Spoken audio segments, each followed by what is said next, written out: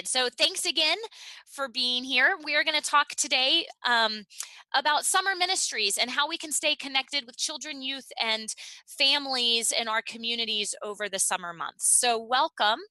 And without further ado, let's go ahead and get started.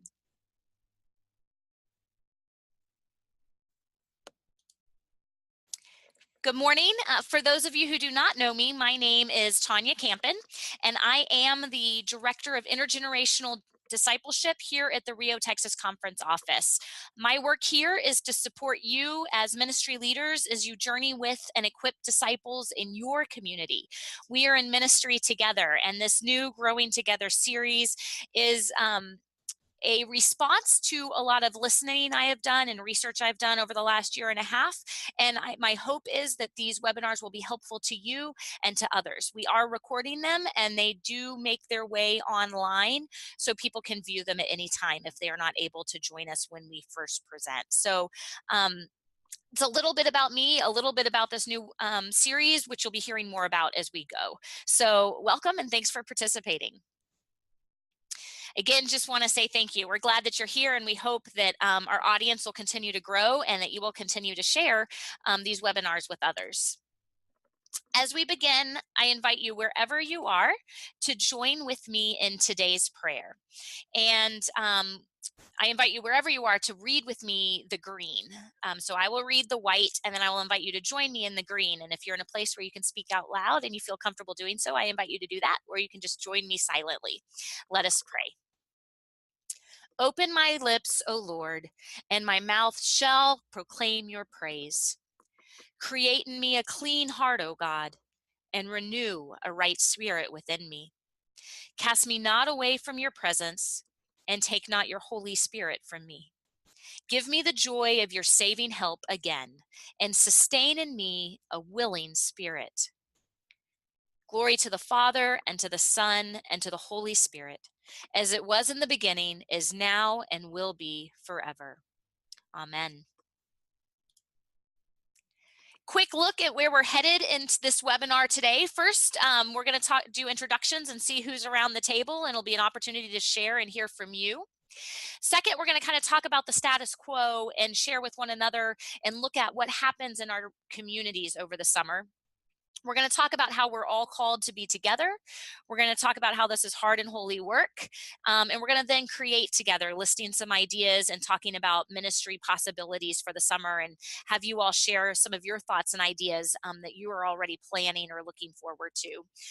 We're going to talk about having a game plan for doing this work. And then, of course, at the end, we'll have time for question and answer, and I'll give you an opportunity to discern and to share any next steps that you have identified throughout this webinar. So that's your homework or your work, I guess, for this hour, is to kind of just listen and discern what God is calling you to do next. What do you hear that is helpful, and what steps are you going to take next? So I'll ask you about that at the end of the webinar. So I want to begin our conversation talking about status quo and the reality of our churches and what often happens in ministry in the summer.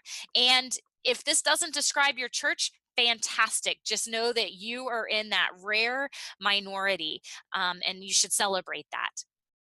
I remember several summers ago when I was still serving in the local church, I was wandering the halls during June, August, one of the summer months, and it was my very first summer at this church.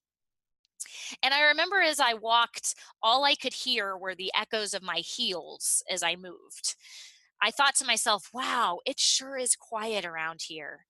Then I went down to the sanctuary later that morning, only to find the same phenomenon. Lots of empty hallways and lots of empty pews that are normally full during the school year. And this led me to ask, where did everybody go? And as I thought about it, and as I talked to a lot of my members of the congregation that I was serving at that time, many of them described activities as described in these pictures. And I thought to myself, I wonder if this is where everyone goes in the summer. Being an outside person myself, I completely understand the need to get out, to enjoy the day, and to participate in all the activities summer brings. And yet, God does not take a break for the summer, right? So why should we? How can we stay connected and still participate in all the awesome opportunities summer offers? We know from recent studies by Barna and Pew Research Center and the National Study of Youth and Religion that there is a decrease in attendance across all denominations. And oftentimes we see this decrease and this decline just very visually in the summers. We know that as persons of ministry with children and youth and families, we know that lack of attendance is not always the fault of our children or youth, right? They don't always have control over their own situations. When I ask people to describe their families during the summer or during the year, I often hear that they're very busy, that they're pulled in multiple directions, that it's not that faith formation isn't important. It's just another thing on the list of many things to do, right? And I don't know if that sounds familiar to any of you all, but this is kind of what I hear when I talk to families. And yet we know that God calls us all together and that we are called into community. In Ephesians chapter 4, verses 15 through 16, we are reminded of this truth where we hear this. But speaking the truth in love, we must grow up in every way into Him who is the head, into Christ, from whom the whole body, joined and knit together by every ligament with which it is equipped, as each part is working properly, promotes the body's growth in building itself up in love. We all have gifts add to the body, and Ephesians warns us not to toss to and fro and not to be pulled away, but instead to stand together supporting each other.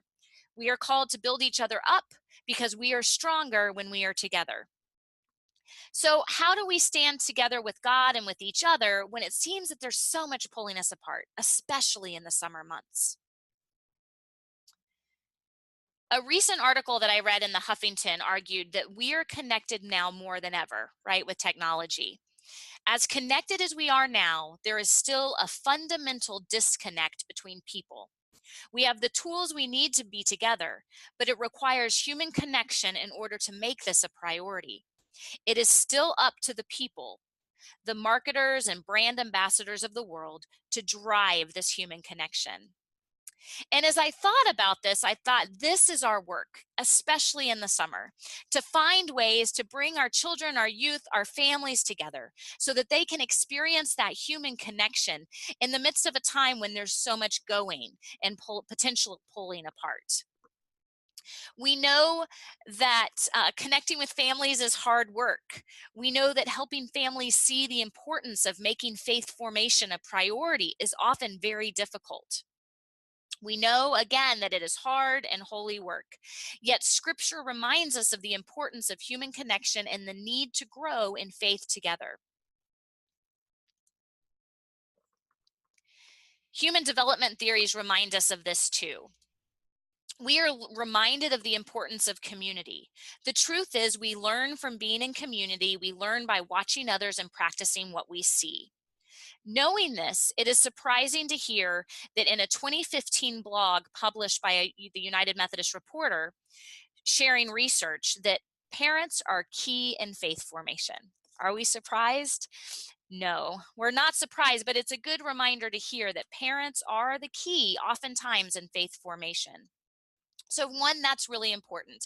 And if it's not parents, then research also tells us that it's the community. And so the more we are torn apart and we go our different ways, if there's not something bringing us back together, we lose that need, that opportunity to be together, which is an innate need for us as we grow and experience God and share God's love with others. And so we have to think about, especially in the summer months, how do we build community? How do we bring people together? That's the first thing to think about as we think about our summer ministries, is how are we building community, whatever that looks like for you. Second, the need to play. We know that this is a developmental need for people of all ages, is to find time to play. Several years ago, I don't think I have anybody on the call from Westlake United Methodist Church, but several years ago, I was invited to come to lead an intergenerational family weekend retreat, and we went out to Mo Ranch and we had an awesome time. And as I was just walking around the camp and listening, I heard so many families saying how grateful they were for the time away to spend time together. And one of the dads said, it's just really fun getting to watch my children play. And that really spoke to me and made me start asking and looking and paying attention and watching for the times when the church provides these opportunities for children, youth, and families to come together and to play. And I think the summer gives us some really good opportunities for that. It's also the time where we can come together and we play and we can create together. And it's oftentimes in our churches where we get to create new ministries. Like many of you identified that you will be doing something different in the summer than you do in the year. Maybe you're doing a day camp or a VBS. Maybe you're doing a camp out or a family retreat, but maybe you're creating a new ministry. And so summer really gives us an opportunity to do that work together and to provide opportunities for our community together. So I want to spend some time talking about what that looks like in your community. And so I invite you in the chat box to share what are some of your ministries that you're already creating or working on this summer. What are going to go ahead and share in the chat box kind of some of the ministries you and maybe your teams of staff or volunteers are already creating. I'd be curious to know how many people are doing Vacation Bible School, if you want to share that. I know just spoke with a church earlier this morning who said, we're going to do something a little bit different. Instead of doing Vacation Bible School, a week-long thing, we're going to do an intergenerational gathering every Tuesday night throughout the summer. And we're going to bring people together in our community, families. We're going to have activities for children and for youth. We're going to have opportunities for the intergenerational community to join together. We're going to have a meal. They're going to do a movie on the lawn, and they're just going to do something every Tuesday night. So that's kind of what they're creating that's a little different than what they typically do. So we see VBS, First Friday Family Fellowships. That sounds potentially like something similar to what I was learning about this morning. Intergenerational Vacation Bible School, love it. Kids parties every other month, kids performance group fellowship dinners. Sounds like you have some really great, awesome ideas and ministries already in the works. And that is something that's fun that the summer offers us, is gives us this chance just to create together. See, some other ideas are coming through. End of year family fun nights.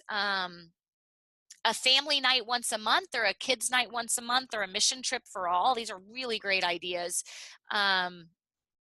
Vacation Bible School, but instead of Monday through Friday, doing it on a Sunday night kickoff for the whole family, and then doing Monday through Thursday. I like that.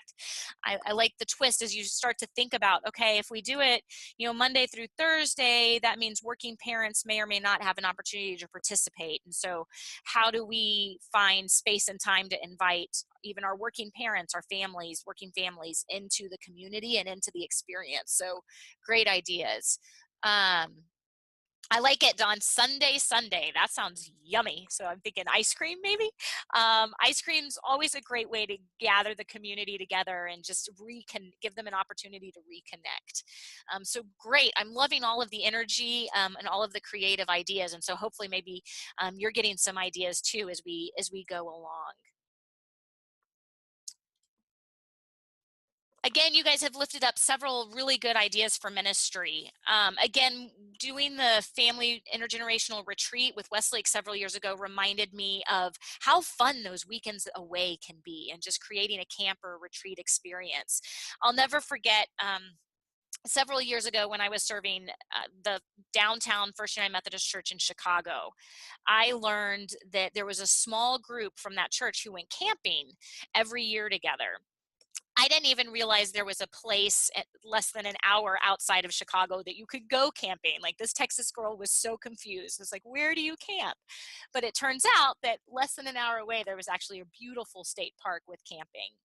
And so I talked to this small little group and I said, what would it be like if we created a weekend like this and opened it up to the entire community. And it was amazing. We had families with little ones who'd never been camping before.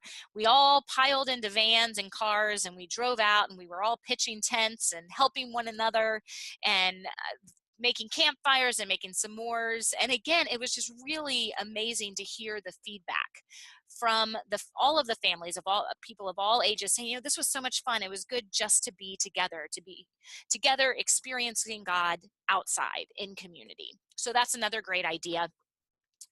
Of course, Vacation Bible School, maybe having a church retreat or hosting group runs or hikes or walks, camp or retreat experience. I'll never forget several years ago when I was serving the downtown First United Methodist Church in Chicago. I learned that there was a small group from that church who went camping every year together. I didn't even realize there was a place at less than an hour outside of Chicago that you could go camping. Like, this Texas girl was so confused. It's like, where do you camp? But it turns out that less than an hour away, there was actually a beautiful state park with camping. And so I talked to this small little group and I said, what would it be like if we created a weekend like this and opened it up to the entire community? And it was amazing. We had families with little ones who'd never been camping before. We all piled into vans and cars and we drove out and we were all pitching tents and helping one another and making campfires and making s'mores. And again, it was just really amazing to hear the feedback from all of the families of all people of all ages saying, this was so much fun. It was good just to be together, experiencing God outside in community. So that's another great idea. Of course, Vacation Bible School, maybe having a church retreat or hosting group runs or hikes or walks. I know that I'm going to Austin this Sunday to actually run the Capital 10K with a group, again, from Westlake United Methodist Church. I wish Lisa Strauss was on this call today because I didn't mean to give this many plugs for Westlake, but again, hosting running groups or hosting hiking groups. There's several churches now who are being creative and trying out new kinds of worship spaces where you invite people to gather at a trail and you give them a question to think about and they go hiking on the trail thinking about that question, and at the end of the trail they kind of have group discussion about it and prayer, and then they pray and hike back together. So that's another opportunity that gets people outside and connecting in a different way. Many people offer summer lunch programs or maybe a mission experience like you all lifted up. And then also thinking about, as we think about all of these ideas and these great ministry possibilities, asking the question, how are we going to stay connected? How are we going to promote these events? How are we going to share these events? And so oftentimes churches will create a weekly newsletter or we'll do like a weekly Facebook post or check-in, something to stay connected every week with their children, youth, and families. Thinking about, okay, if I can't physically connect with them, what are some ways that we can stay in touch so they know that I'm praying for them, to give them maybe work to do as a family wherever they're traveling. I know of churches who have done like a weekly or a monthly on the road devotional that they give families something to talk about and pray about and listen to or share or read together while they're driving or while they're on a road trip, or maybe putting together a scavenger hunt for the summer and having people participate. So lots of great creative ideas to think about as we ask the question, how do we stay connected during the summer? Now, here comes the fun part. I am going to be trying something new this summer that I want to invite you to join me in and hopefully invite others. I am going to be highlighting ministries this summer that happen across the connection. And so I'm going to invite you, as you create these awesome ministries, to take pictures, make sure that you have photo release forms, take pictures, and send me a 250 to 550 word summary of what you did to capture your summer ministry experience. And I'm going to be posting those online and sharing those with our greater connection so we can celebrate how we're all. So here we go. So you can go to the Intergenerational Discipleship screen or website, which is again riotexas.org/IG. I'm going to put that in the chat box for you if you want to copy that. And then if you see that fun picture that says photo gallery, you can click on that. And if you scroll down, you can see where we've said, share your ministry with us. We are looking for pictures, videos, and interviews from across our conference documenting how you experience God in your ministry. And so specifically, this is for your summer ministries for today. And then we just have instructions on how you can share your ministry moments. And so we invite you to do that so that we can celebrate each week a different ministry happening across the connection. So hopefully you will join us in this work. I'm really excited to see what stories we collect. So make note of those websites and plan to join us online and to kind of watch for some new ideas to come across the web as well. As we think about all of these great ideas, like maybe you're writing some down or you're already thinking, gosh, you know, I want to do this and I want to do that, and the brain is just going. I want to kind of walk us through a game plan for how to take all of these ideas to connect and engage your families over the summer break and to actually put them in action. And so the first thing that I always say is important, of course, is to pray and to ask God to help you hear and to know what ministries God is calling you to do. It's important that we're making this shift in churches right now where we used to just do stuff, right? We would fill up our calendars and we had all these activities.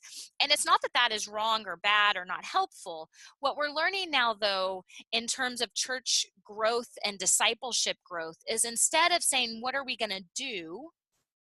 What we need to instead ask is, what is God calling us to provide?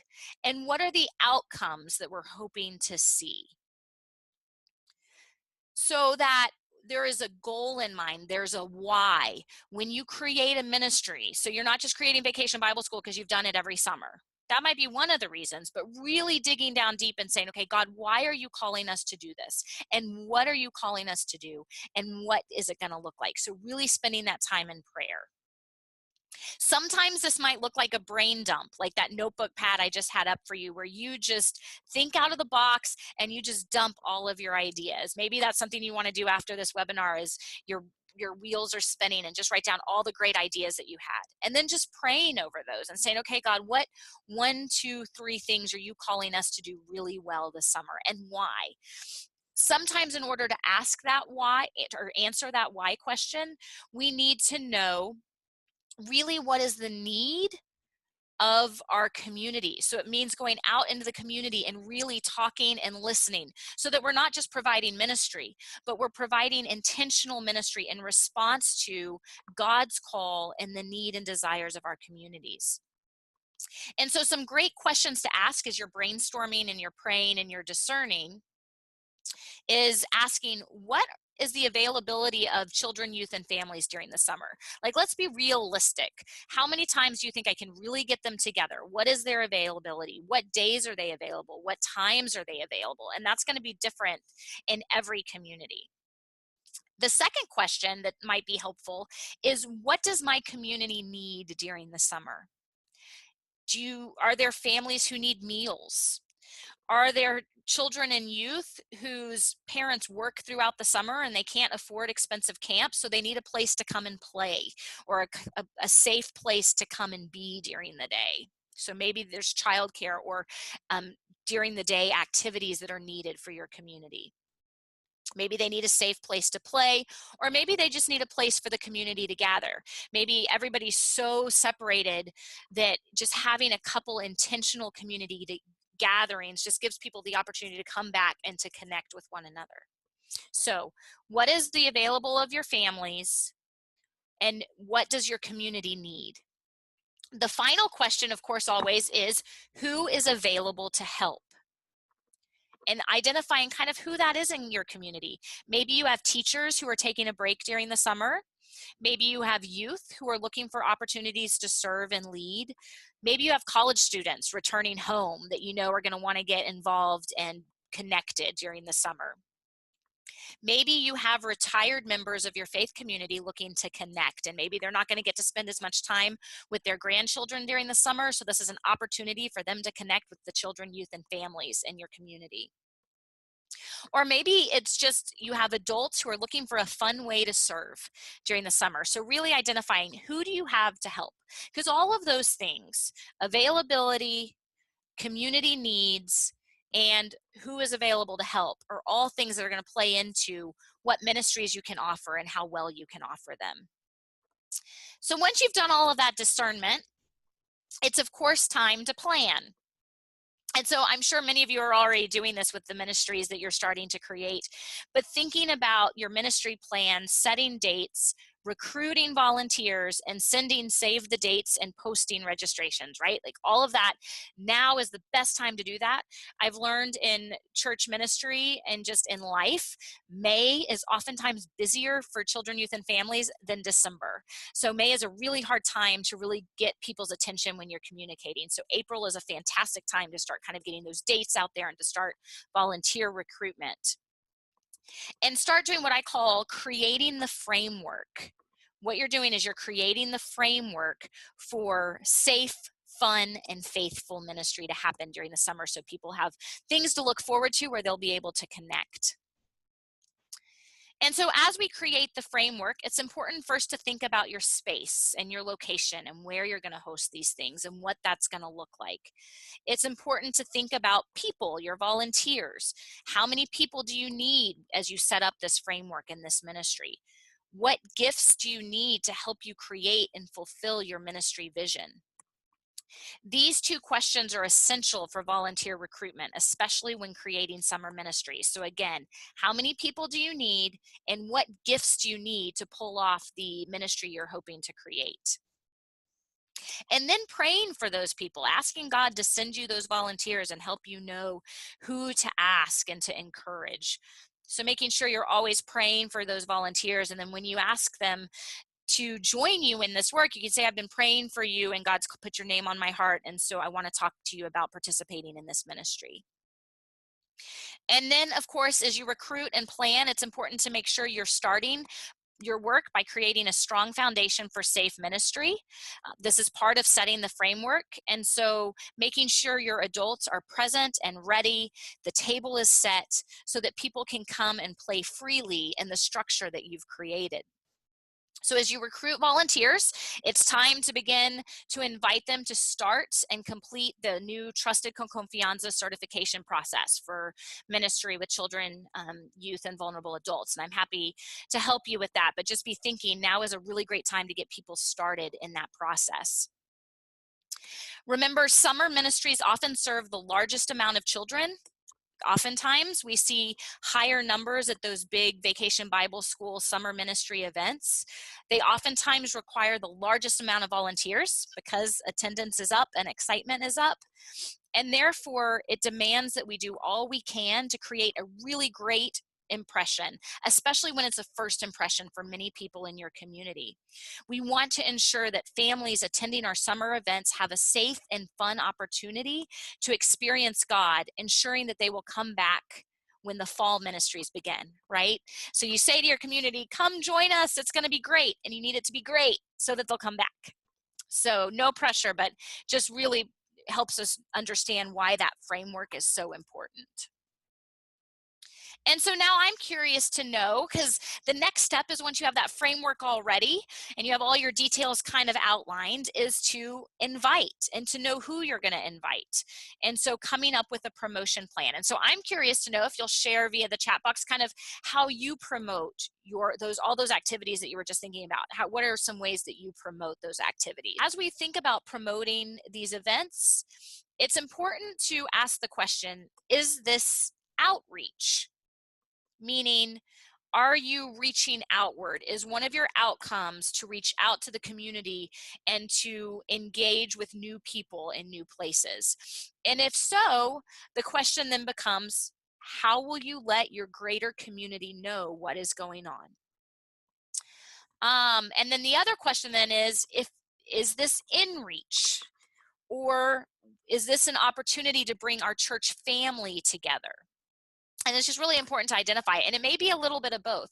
But if it's in reach, if you're reaching out to your church family, asking, how are we going to let our church members know? If they're going to be gone all over the place, how do we let them know, and how do we encourage them to come back in to the community and to reconnect with the church? So kind of asking those two questions. Let's see what's coming out. So church websites, great place. Facebook event page. Ooh, I love it. Local arena newspapers. Yes, if you are in a area newspapers, if you are in a place that has a local newspaper, that's a fantastic way to get the word out. Monthly newsletters and in-service announcements. Yeah, letting people know every week what's coming. Let's see, email to previous attendees. Yes, keeping that database. And that's a really good point. So thank you, Carla. As you're doing this work in the summer, you want to really keep track of who you invite and who comes. So if you're doing this big community outreach event, asking, how are we going to track who is there so that we can follow up with them? And following up in a way that says, we are so glad that you came.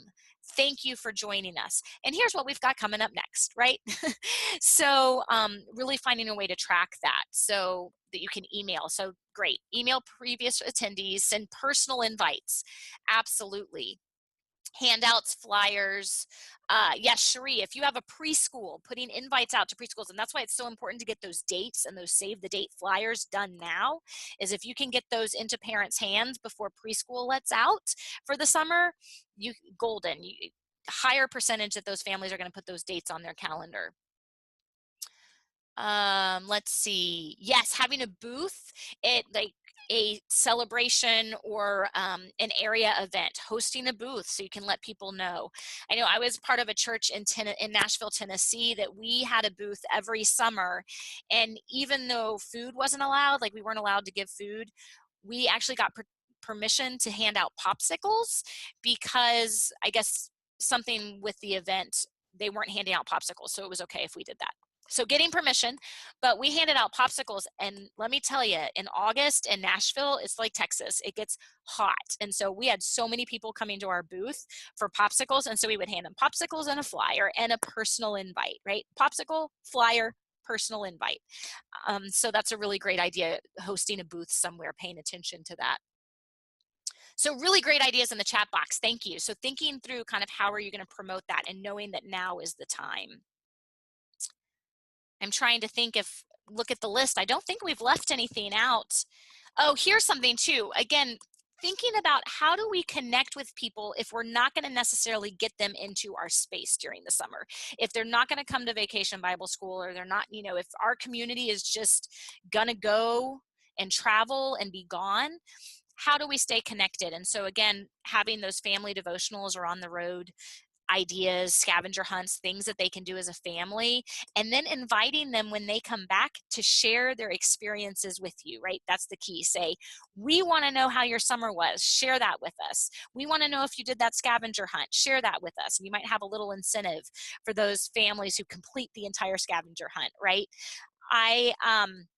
One of the things that I did in Chicago that my family's actually really enjoyed, and is a lot easier now, because back then I gave every family a disposable camera. This is before everybody had a phone with a camera.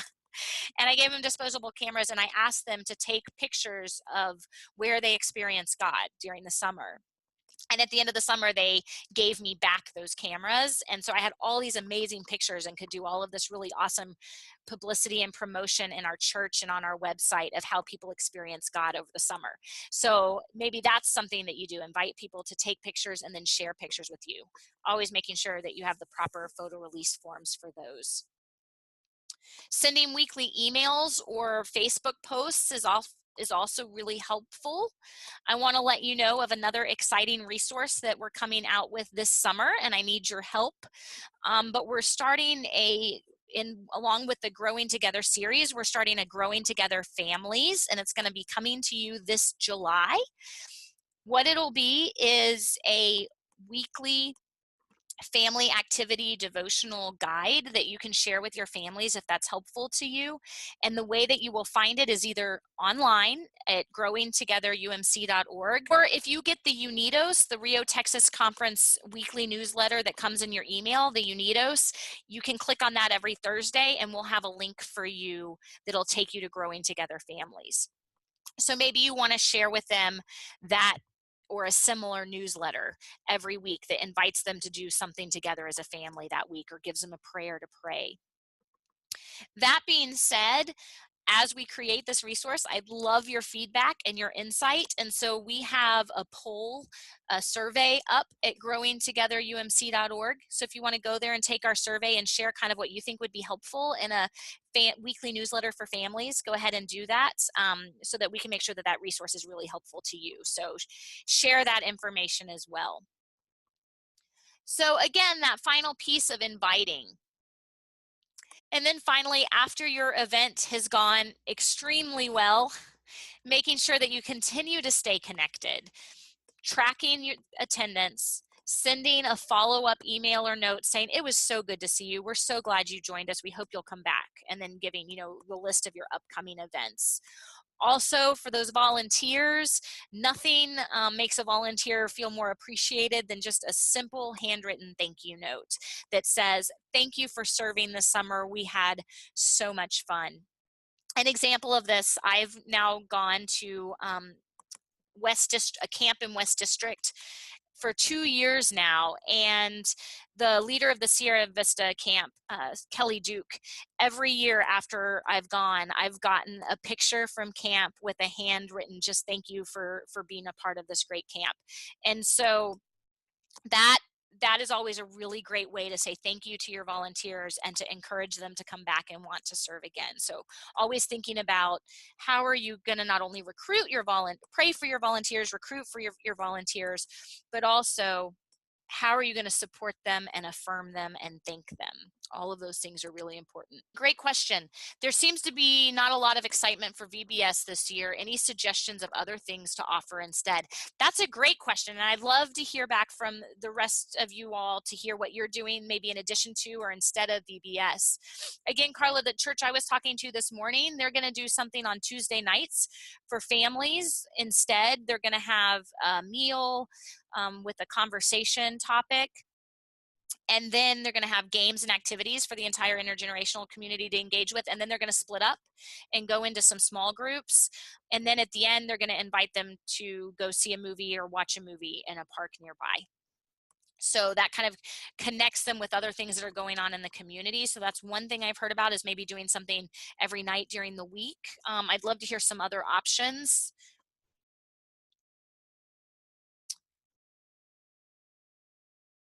Yes, Jessica lifted up Messy Church by Lucy Moore. I am actually rereading their newest book right now, and Messy Church has some really great ideas for kind of getting out of the box and doing things differently. So whereas you've always done VBS, even if you've always done VBS this one way, thinking about how do we get out of the box and change it up. So great, Messy Church is a great resource for that. Trying to think, love for you all to share anything else that y'all are doing instead of VBS. Again, intergenerational retreats, camps.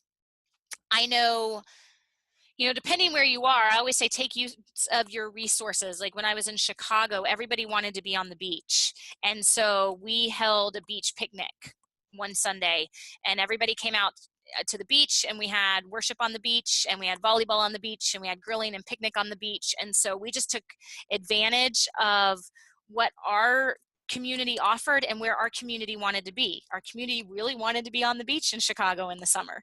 And so we were only a couple blocks away from that. And so we just took advantage of that. So thinking through, like, if you have any parks, taking advantage of that, maybe having a youth child family softball game or kickball tournament or something fun like that.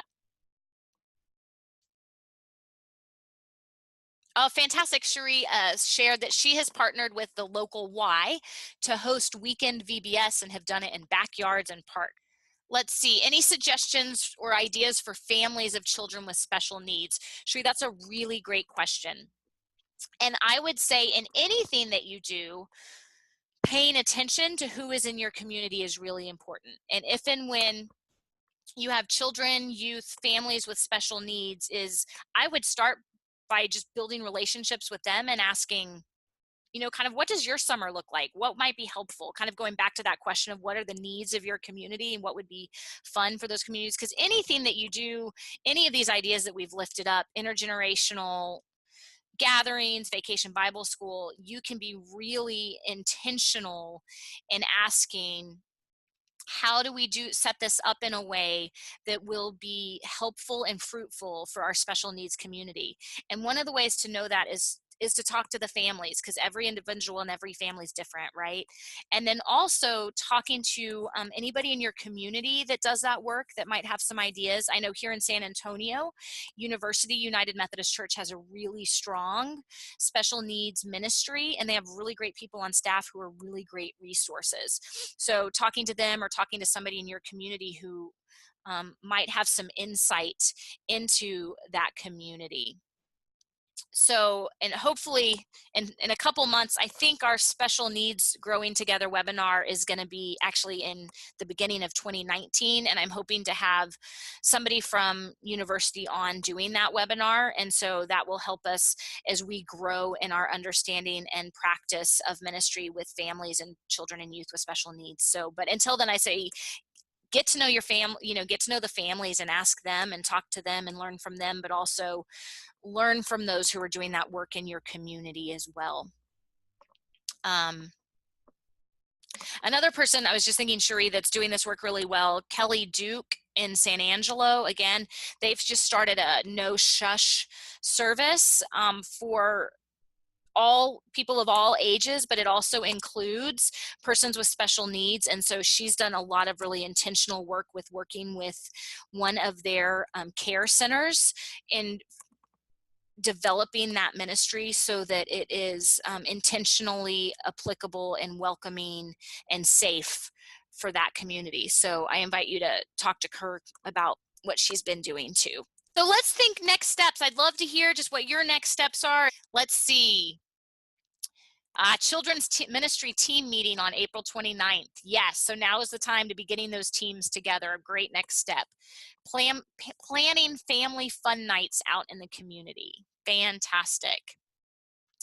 So again, a reminder, keep me posted, keep me updated. Use the riotexas.org/IG website and photo gallery to share your ministry celebrations so that we can share with others all your great ministry, and we can see how you all in your community are experiencing God together, and we can celebrate that with you. So make sure that you stay in touch. Also take some time just to go and check out that Growing Together Family survey and let us know what might be helpful in a weekly family newsletter. I just want to thank you for being here and for chatting with me and sharing some of your ideas and thinking with me about summer ministries and the importance of connecting and creating opportunities to be together in community and to experience God with one another and just to play and to celebrate the life that God's given us. So my prayers are with you as you go to do this work. As always, here's the 2 websites that you might want to connect with and use as you continue to do your ministry. Just want to let you know of the upcoming Growing Together webinar. The next one's going to be on May 3rd, and it's going to be on adult faith formation, and we are going to have a guest presenter. So it will not be me. I will be on the call or on the webinar moderating, but Reverend Dr. Scott Hughes, the Director of Adult Discipleship at Discipleship Ministries, will be with us to talk to us about adult faith formation. He is, I worked with him when I was at Discipleship Ministries. Many of you might know him. He's been a speaker at our Parish Christian Educators retreats and trainings. He is a good friend and colleague and does really great work. And so I know that you will learn a lot from him. So plan to join us on May 3rd. And I think with that, that is everything. So thanks again for being here today. Go in peace to love and serve the Lord together. Till next time, God be with you. Bye-bye.